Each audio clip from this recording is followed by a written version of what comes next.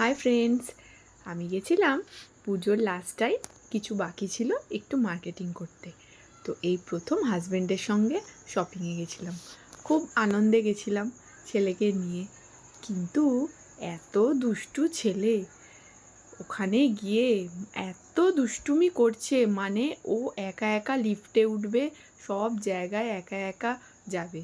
আমরা যখনই একটু অন্যমনস্ক হচ্ছি টুক করে চলে যাচ্ছে, এর সঙ্গে কথা বলছে, ওর সঙ্গে কথা বলছে, ওটা এইটা হাত দিচ্ছে ওইটা হাত দিচ্ছে, কিচ্ছু তো মানে কেনা তো দূর, দেখতেও পারিনি। ওর বাবা তো রেগে বোম হয়ে যাচ্ছে, কেননা একদম আউট অফ কন্ট্রোল হয়ে যাচ্ছে। অনেক দিন পর বাইরে বার করেছি তো, বাঁধা গরু ছাড়া পেলে যা হয়। আর লাস্ট পর্যন্ত গিয়ে আমরা মুফতিতে একটা প্যান্ট দেখছিলাম, সে ওইখানে ও ট্রায়াল রুমে ঢুকেছে, সেখানে গিয়ে পিছনে গিয়ে ও বদমাইশি করছে। ওর বাবাকে ট্রায়াল রুম থেকে বার করে ও ট্রায়াল রুমে ঢুকছে। ওর বাবা তো রেগে বোম হয়ে গেছে, আমার ওপরও রেগে গেছে। আমি তো মানে কন্ট্রোলই করতে পারছি না, এত বদমাইশি করছে।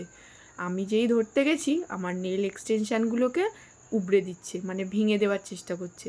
আমি ভয় হাত সরিয়ে নিচ্ছি, কিন্তু তার সত্ত্বেও ও কোনো কথা শুনছে না। ওকে কোনো রকমে অনেক প্রতীক্ষার পর আমাদের যখন লাইন এলো, হেয়ার কাটিংটা কমপ্লিট হলো। ওর বাবা তো খুব রেগে গেছে, লাস্টে শুধু একটা প্যান্ট কিনলো আর আমার একটা জুতো কিনলাম। জুতো কিনে সোজা বাড়ি। বাইরে বসে আছি, গাড়ি আর আসছে না, ততক্ষণে ওনার আরও বায়না চালু হয়ে গেছে, এটা কিনবো ওটা কিনবো, পুরো চারিদিকে দৌড়ে বেড়াচ্ছে।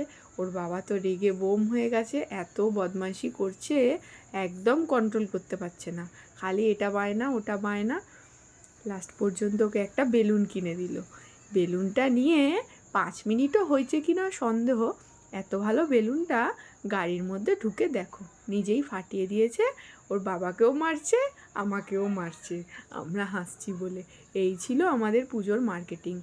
একে নিয়ে গিয়ে কিছুই কেনা হলো না, পুজো এদিকে চালু হয়ে গেল।